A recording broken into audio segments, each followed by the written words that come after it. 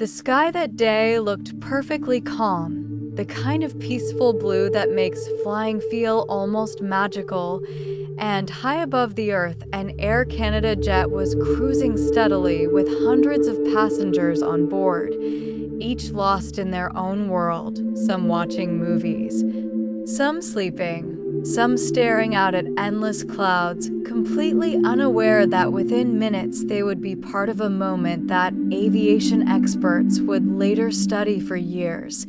Inside the cockpit, everything appeared routine as the pilots maintained altitude, confirmed coordinates, and stayed in constant contact with air traffic control. But then a faint signal appeared on the radar, something small, almost insignificant at first, another aircraft somewhere in the distance, yet slowly.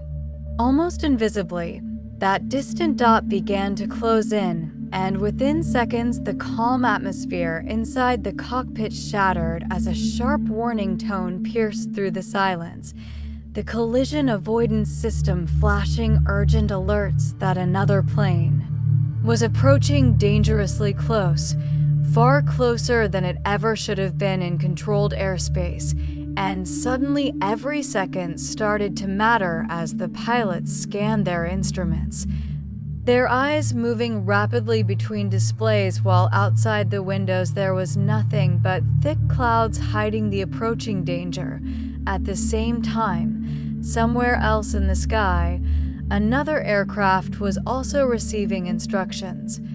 And what investigators would later uncover was a deadly overlap of communication. Conflicting directions, delayed responses, and a moment of confusion that no one could take back, as air traffic control issued commands that did not align perfectly, leaving both crews trying to react in a shrinking window of time where even a delay of a heartbeat could mean disaster. And inside the cabin, passengers began to sense that something was wrong, a sudden shift in movement, a slight but unnatural drop that caused drinks to tremble and conversations to pause, eyes turning toward the windows only to see an endless wall of white clouds, completely hiding the reality racing toward them. Then, almost out of nowhere, the pilots caught a glimpse, a shadow, a shape, another aircraft emerging from the clouds at terrifying speed, too close.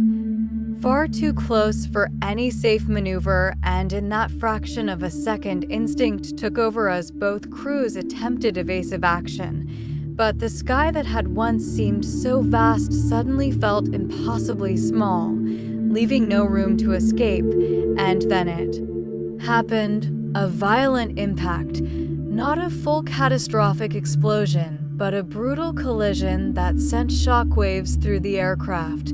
The sound of metal striking metal echoing like thunder across the sky as the plane shuddered violently. That lives now hung by the thinnest thread. Far below on the ground, emergency crews sprang into action. Runways were cleared. Fire engines lined up. Ambulances waited, and every eye turned toward the sky as the damaged jet began its slow and fragile descent. Each movement uncertain, each second stretching endlessly as the pilots prepared for an emergency landing with limited control and failing systems, knowing that one wrong move could turn survival into tragedy as the runway finally came. Into view, the aircraft struggled to respond, the landing gear deploying with difficulty, the plane descending faster than ideal, and then with a hard, jarring impact the wheels struck the ground, the aircraft skidding violently along the runway, smoke rising. Engines groaning until at last it came to a stop, and for a moment there was nothing but silence before the realization spread through the cabin that they had survived, that somehow they were still alive, but while the passengers would carry the emotional weight of that day forever. The real story was only beginning as investigators launched a detailed inquiry into what had gone wrong, analyzing black box data, replaying cockpit conversations, and uncovering a chain of small but critical failures, miscommunication between air traffic control and pilots, delayed instructions, human error mixed with system limitations. That together created a near disaster in one of the most tightly regulated environments in the world, revealing that even in modern aviation, where safety systems are designed to prevent exactly this kind of event, perfection is not guaranteed.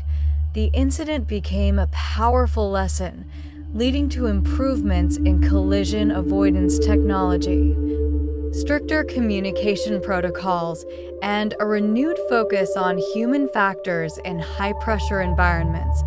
But for those who lived through those terrifying moments high above the clouds, it was more than just a case study or a report. It was a reminder that in the vast open sky, where everything seems controlled and predictable, it only takes seconds of confusion for reality to change. And in those seconds, the line between life and disaster becomes incredibly thin.